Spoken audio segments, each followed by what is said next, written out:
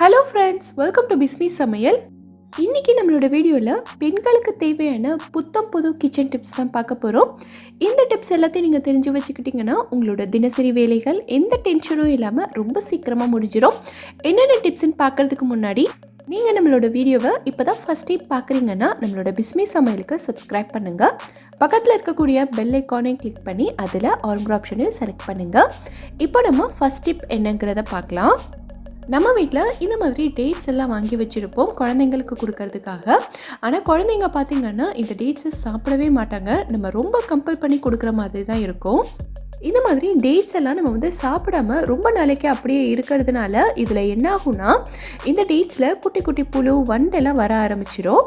இந்த டேட்ஸ் வந்து நீங்கள் வெளியில் பார்க்குறதுக்கு நல்லா இருக்கிற மாதிரி தான் இருக்கும். பட் நீங்கள் வந்து ஓப்பன் பண்ணி பார்த்தீங்கன்னா தெரியும், இந்த இடத்துல குட்டி குட்டி புழு வண்டு இதெல்லாம் வந்து இருக்கும். ஸோ நீங்கள் வந்து சாப்பிட்றதுக்கு முன்னாடியோ இல்லை குழந்தைங்களுக்கு கொடுக்கறதுக்கு முன்னாடியோ இந்த மாதிரி ஒரு தடவை ஓப்பன் பண்ணி பார்த்துட்டு அதுக்கப்புறமா நீங்கள் வந்து கொடுங்க. டேட்ஸ் வாங்கி ரொம்ப நாள் ஆகிடுச்சு அப்படின்னா நமக்கு இந்த மாதிரி குட்டி குட்டி புழு வண்டெல்லாம் வர ஆரம்பிச்சிடும். ஸோ இந்த மாதிரி பிரச்சனைகள்லாம் வராமல் இருக்கிறதுக்கு நம்ம என்ன பண்ணணுங்கிறத பார்க்கலாம். இதுக்கு நம்ம யூஸ் பண்ண போகிறது பார்த்திங்கன்னா நம்ம வீட்டில் எப்போவுமே இருக்கிற சோம்பு தான். இந்த சோம்புலேருந்து கொஞ்சமாக எடுத்து நம்ம டேட்ஸ் போட்டு வச்சுருக்க டப்பாவில் நல்லா தூவி விட்டுருங்க. தூவி விட்டுட்டு ஒரு தடவை நல்லா குலுக்கி விட்டுட்டிங்கன்னா எல்லா சைடுமே நல்லா பரவிடும். ஸோ இந்த மாதிரி நம்ம போட்டு ஸ்டோர் பண்ணி வைக்கும்போது டேட்ஸில் புழு வண்டு எதுவுமே வரவே வராது. ரொம்ப நாளைக்கு நம்ம வெளியிலேயே ஸ்டோர் பண்ணி வச்சு யூஸ் பண்ணிக்கலாம். இந்த டிப் உங்களுக்கு ரொம்பவே புதுசாகவும் யூஸ்ஃபுல்லாகவும் இருக்கும்னு நினைக்கிறேன். இந்த டிப் பிடிச்சிருந்தா நம்ம வீடியோவை லைக் பண்ணுங்கள். இப்போது அடுத்த டிப் என்னங்கிறத பார்க்கலாம். மழைக்காலம் குளிர்காலத்துலலாம் நமக்கு வந்து சாப்பாடு ரொம்ப நேரத்துக்கு சூடாகவே இருக்கணுன்றதுக்காகவும், இல்லைன்னா நம்ம வீட்டுக்கு யாராவது கெஸ்ட் வராங்க அப்படின்னாலும் நம்ம இந்த மாதிரி ஹாட் பாக்ஸில் போட்டு வச்சுருப்போம். இந்த மாதிரி நம்ம ஹாட் பாக்ஸில் போட்டு வச்சுருந்தாலுமே சாப்பாடாக இருந்தாலும் சரி குழம்பாக இருந்தாலும் சரி சூடு வந்து நமக்கு கொஞ்சம் நேரத்துக்கு தான் இருக்கும். டக்குன்னு அதோட சூடு வந்து குறைஞ்சி போயிடும். இந்த மாதிரி பிரச்சனைகள்லாம் இல்லாமல் நம்ம ஹாட் பாக்ஸில் போட்டு வைக்கும்போது எவ்வளோ நேரம் ஆனாலும் அதோட சூடு கொஞ்சம் கூட குறையவே கூடாது. அப்படின்னா நம்ம என்ன பண்ணணுங்கிறத பார்க்கலாம். ஹாட் பாக்ஸில் நீங்கள் சாப்பாடு போட்டு வைக்கிறதுக்கு முன்னாடி நல்லா கொதிக்கிற தண்ணியை இதில் பாதி அளவுக்கு ஃபில் பண்ணிடுங்க. இப்போது இதை வந்து நல்லா மூடிட்டு ஒரு 15 நிமிஷத்துக்கு அப்படியே விட்டுருங்க. 15 நிமிஷத்துக்கு அப்புறமா நீங்கள் இதை ஓப்பன் பண்ணி இந்த தண்ணியை கீழே கொட்டிட்டு இதில் நீங்கள் வந்து சாப்பாடோ குழம்போ எது வேணாலும் போட்டு வச்சுக்கலாம். இந்த மாதிரி நம்ம செய்யும்போது இது உள்ளே இருக்க சாப்பாடோட சூடு வந்து நமக்கு குறையவே குறையாது. ரொம்ப நேரத்துக்கு இதே சூட்லேயே நமக்கு வந்து மெயின்டைன் ஆகும். ட்ரை பண்ணி பாருங்கள். நிறைய பேர் வந்து க்ரீன் டீ குடிப்பீங்கன்னு நினைக்கிறேன். க்ரீன் டீ குடிக்கும்போது மட்டும் இல்லை, நம்ம வந்து ட்ராவல் பண்ணிகிட்டு இருக்கும்போதோ இல்லை எங்கேயாவது டூர் போயிருக்கும்போதோ பார்த்திங்கன்னா இந்த மாதிரி டிப் டீ யூஸ் பண்ணுவோம். இல்லைனா நம்ம வீட்டிலையே ஒரு ஆளுக்கு மட்டும் டீ போடணும், எனக்கு ரொம்ப எரிச்சலாக இருக்குன்ற டைமில் நம்ம இந்த மாதிரி டிப் டீ யூஸ் பண்ணுவோம். இந்த மாதிரி சாஷேல வர டிப் டீ யூஸ் பண்ணும்போது என்ன பிரச்சனைனா, நம்ம இதை வந்து கப்புக்குள்ளே போட்டுட்டு இந்த நூலை மட்டும் வெளியில் விட்டுருப்போம். நான் இன்றைக்கி வந்து க்ரீன் டீ எடுத்திருக்கேன். நம்ம இதில் வந்து சுடு தண்ணி ஊற்றும் போது பார்த்திங்கன்னா எப்போவுமே இந்த நூலும் சேர்ந்து கப்புக்குள்ளேயே விழுந்துடும். நம்ம வந்து மறுபடியும் ஒரு ஸ்பூன் வச்சு இந்த நூலை வெளியில் எடுக்கணும். ஸோ இந்த மாதிரி பிரச்சனைகள்லாம் வராமல் இருக்கிறதுக்கு நம்ம என்ன பண்ணணும்னா, இந்த டிப் டீயை நீங்கள் கப்புக்குள்ளே போடும்போதே இந்த நூலை பிடிச்சி கப்போட ஹேண்டிலில் நல்லா சுற்றி விட்டுருங்க. ஸோ இந்த மாதிரி நீங்கள் வந்து சுற்றி வச்சுட்டு தண்ணி ஊற்றும் போது எவ்வளோ நேரம் ஆனாலும் சரி இந்த நூல் வந்து தண்ணிக்குள்ளே விழவே விழாது. அடுத்து வந்து நம்ம கை வச்சு இந்த நூலை ஈஸியாக எடுத்துடலாம். உங்களோட கிளாஸில் இந்த மாதிரி ஹேண்டில் இல்லை, நீங்கள் வந்து ஸ்டீல் கிளாஸில் தான் குடிக்க போகிறீங்க, அப்போ என்ன பண்ணுறதுன்னா இந்த மாதிரி ஒரு ரப்பர் பேண்டை எடுத்துக்கங்க. இந்த ரப்பர் பேண்டை நூலோட சேர்த்து இந்த மாதிரி கப்பில் மாட்டி விட்டுருங்க. ஸோ இந்த மாதிரி செய்யும்போது நூல் வந்து நமக்கு தண்ணிக்குள்ளே விழாது. நம்ம வெளியில் எடுக்கிறப்ப ரப்பர் பேண்டை தனியாக எடுத்துகிட்டு இந்த டிப்டியை மட்டும் தனியாக எடுத்துக்கலாம். ரொம்ப யூஸ்ஃபுல்லாக இருக்கும். ட்ரை பண்ணி பாருங்கள். நம்ம வீட்டில் எப்போவுமே இந்த மாதிரி பாக்கெட்டில் தான் மசாலா தூள், பருப்பு வகைகள் இல்லை ரவை இந்த மாதிரி பொருட்கள்லாம் வாங்குவோம். நம்ம இந்த மாதிரி பாக்கெட்டில் வாங்கிட்டு நமக்கு தேவையானதை டப்பாவில் கொட்டி ஸ்டோர் பண்ணிவிட்டு மீதி இருக்கிறத அப்படியே இந்த பாக்கெட்டில் வச்சு தான் ஸ்டோர் பண்ணி வைப்போம். இந்த பாக்கெட்லேயே வைக்கும்போது பார்த்திங்கன்னா ஒரு ரப்பர் பேண்ட் போட்டு கட்டுவோம். அப்படி இல்லைன்னா நல்ல ஒரு டைட்டான கிளிப் போட்டு மாட்டி வைப்போம். இந்த மாதிரி நம்ம வந்து ரப்பர் பேண்ட் கிளிப் எது போட்டு கட்டி வச்சாலுமே டைட்டாக இல்லை அப்படின்னா ரொம்ப நாளைக்கு வச்சுருக்கும் போது இதில் குட்டி குட்டி வண்டு பூச்சியெல்லாம் வர ஆரம்பிச்சிடும். ஸோ இந்த மாதிரி பொருட்கள் எதுவுமே இல்லாமல் இந்த பாக்கெட்டை கொஞ்சம் கூட காற்று போகாத அளவுக்கு நல்லா டைட்டாக எப்படி சீல் பண்ணுறதுன்னு பார்க்கலாம். இந்த மாதிரி ஒரு அலுமினியம் ஃபாயில் எடுத்துக்கோங்க. இந்த அளவுக்கு பெருசாக இருக்கணுன்ற அவசியம் இல்லை, கொஞ்சம் சின்ன சைஸாக இருந்தாலே போதும். இப்போ இந்த ஃபாயிலை பாக்கெட்டோட வாய்ப்பகுதியில் வச்சு இந்த மாதிரி கவர் பண்ணிவிடுங்க.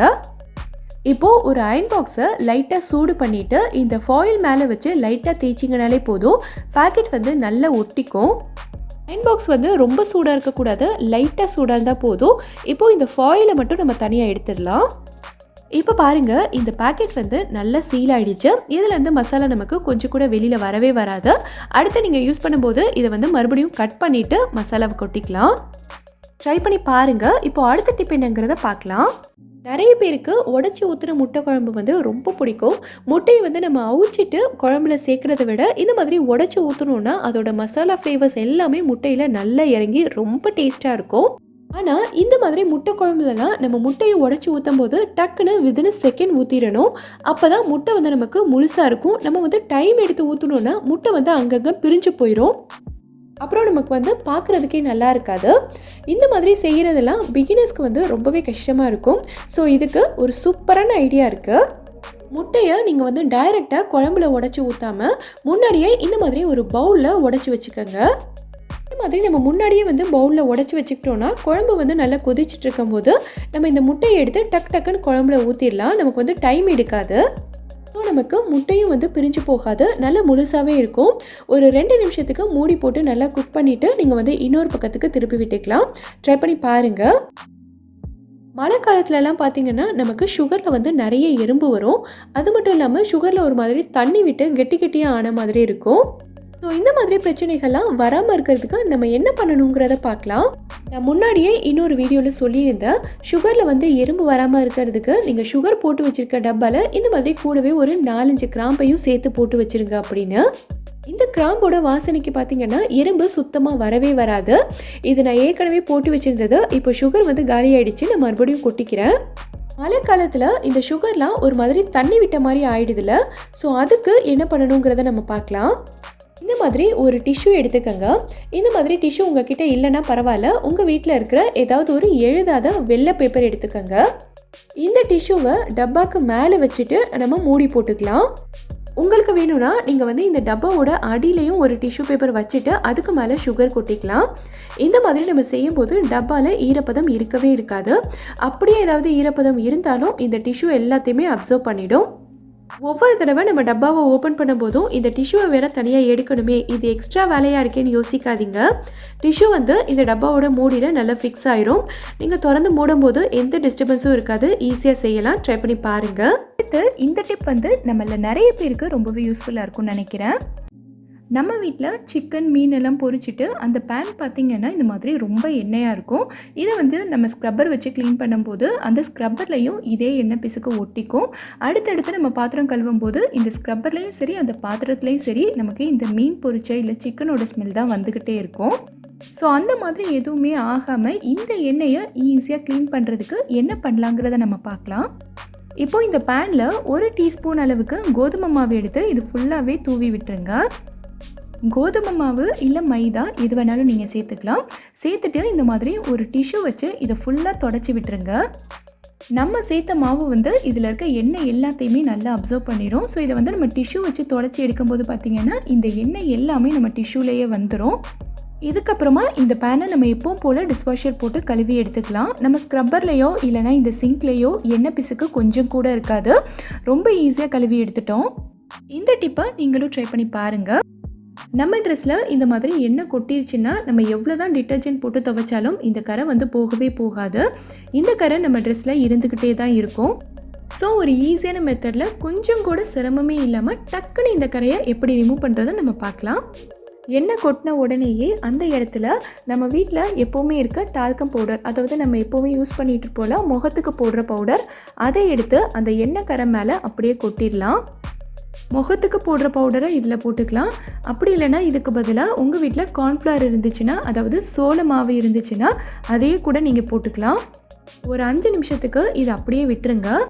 5 நிமிஷம் ஆனதுக்கப்புறமா நான் வந்து ஒரு பவுலில் கொஞ்சமாக தண்ணி எடுத்திருக்கேன். இதில் நம்ம பாத்திரம் கழுவுறதுக்கெல்லாம் யூஸ் பண்ணுற லிக்விடை கொஞ்சமாக ஊற்றிக்கலாம். நல்லா கலந்து விட்டுட்டு எண்ணெய் கரைப்பட்டிருக்க இடத்த இந்த தண்ணியில் இந்த மாதிரி நல்லா முக்கி வச்சுருங்க. இது வந்து ஒரு 15 நிமிஷத்துக்கு அப்படியே ஊறட்டும்.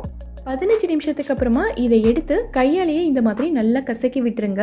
நல்லா கசக்கி விட்டுட்டு நீங்கள் எடுத்து பார்த்தீங்கன்னா எண்ணெய் கரை இருந்த இடமே தெரியாமல் அப்படியே க்ளீனாக போயிடும். அடுத்து இதை நீங்கள் எப்பவும் போல் வாஷிங் மிஷினில் போட்டு துவைச்சி காய வச்சுக்கலாம். காஞ்சதுக்கப்புறமா எடுத்து பார்த்தீங்கன்னா எண்ணெய் கரை இருந்த தடமே தெரியாமல் அவ்வளோ க்ளீனாக இருக்கும். இந்த மாதிரி சிசர்ஸ் எல்லாம் ஷேர் பண்ணுறதுக்கு நமக்கு நிறைய மெத்தட் இருக்குது. நான் ஏற்கனவே நம்மளோட வீடியோஸில் இதை எப்படி ஷேர் பண்ணுறதுன்னு சொல்லியிருக்கேன். ஆனால் இன்றைக்கி நான் சொல்ல போகிறது என்னென்னு பார்த்தீங்கன்னா ரொம்ப ஈஸியான நமக்கு உடனே ரிசல்ட் கிடைக்கிற மாதிரியான ஒரு மெத்தட் தான். இதுக்கு நம்ம எடுத்துக்க வேண்டியது என்னென்னு பார்த்தீங்கன்னா நம்ம வீட்டில் எப்போவுமே இருக்கிற சாதாரண உப்பு தான். இந்த உப்பில் நம்ம சிசர்ஸை வச்சு ஒரு 15லேருந்து 20 தடவை இந்த மாதிரி நல்லா கட் பண்ணிக்கலாம். நீங்கள் தூள் உப்பு தான் எடுக்கணும், கல் உப்பு எடுக்கக்கூடாது. இந்த மாதிரி நம்ம செய்யும்போது சிசர்ஸ் நல்ல ஷார்ப் ஆயிரும். நமக்கு புதுசு மாதிரியே கட் பண்ணோம். இந்த மெத்தட் தான் இருக்கிறதுலே ரொம்ப ஈஸியான எஃபெக்டிவான மெத்தட். ட்ரை பண்ணி பாருங்கள். இந்த வீடியோவில் நான் சொல்லியிருக்க எல்லா டிப்ஸுமே உங்களுக்கு ரொம்பவே யூஸ்ஃபுல்லாக இருக்கும்னு நினைக்கிறேன். எந்த டிப் உங்களுக்கு ரொம்ப யூஸ்ஃபுல்லாக இருந்ததுங்கிறத கீழே இருக்க கமெண்ட்டில் எனக்கு சொல்லுங்கள். இந்த வீடியோ பிடிச்சிருந்தா லைக் பண்ணுங்கள். உங்கள் ஃப்ரெண்ட்ஸ் உங்கள் ஃபேமிலி மெம்பர்ஸ் கூட இந்த வீடியோவை ஷேர் பண்ணுங்கள். மறக்காமல் நம்ம பிஸ்மி சமையலுக்கு சப்ஸ்கிரைப் பண்ணிவிட்டு பக்கத்தில் இருக்கக்கூடிய பெல் ஐக்கானையும் கிளிக் பண்ணி அதில் ஆல்ங்கிற ஆப்ஷனையும் செலக்ட் பண்ணுங்கள். தேங்க்யூ.